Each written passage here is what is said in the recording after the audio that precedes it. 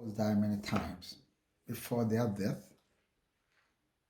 the villain never tasted death but once.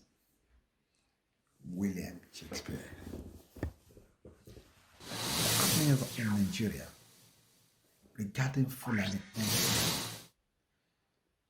depicts that the criminal Fulani men are not cowards, but those in the southwest condemning their eviction from the communities they are tormenting indeed have.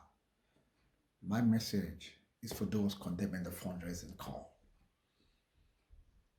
For logistics support of Mr. Sunday Igboho's struggle of raising the southwestern Nigeria of killer following the insecurity and Mr. Sunday Igboho sticking out his neck and rising to the challenges of insecurity in the southwest should highly be commended and nothing else. He claimed to be called upon by the tormented victims of the communities he visited because the government turned blind eyes to the safety of lives and properties of the citizens that are responsible for protecting and promoting their welfare and security. I would like to add, those condemning Mr. Sunday's struggle and his act of bravery and sacrifice the following questions.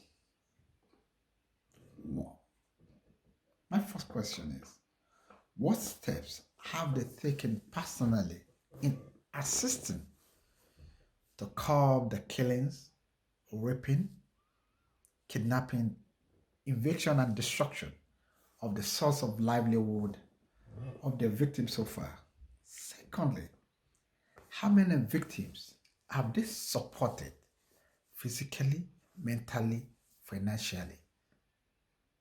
Thirdly, can other entrepreneurs in the country carry guns and ammunition openly without license in Nigeria and not facing the law of the land? How many men have been prosecuted for moving freely with guns? And after the federal government mandated all to turn in the ammunitions, is men kept wearing a public, private partnership or sole private business?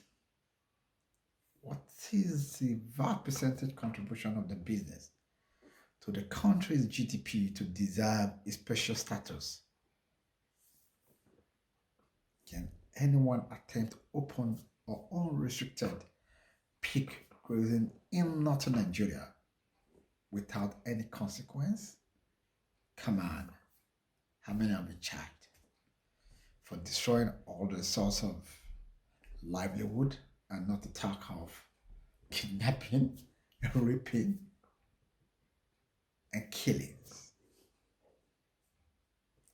I'm not asking for answers for all these questions, but I pray we could sleep over my questions. Yes, we do have a constitution in Nigeria, and I personally do support individual taking laws into each of hands. But what do we expect the victims to do when the custodian of the Constitution consciously or unconsciously refuse to discharge their responsibilities as stated in the Constitution of the land? Don't let us get it twisted.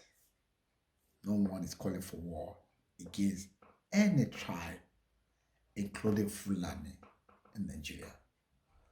Only the criminals and those aiding them are being asked to either stop or leave the community or the state by force. No one is more Nigerian than any of us. We should remember,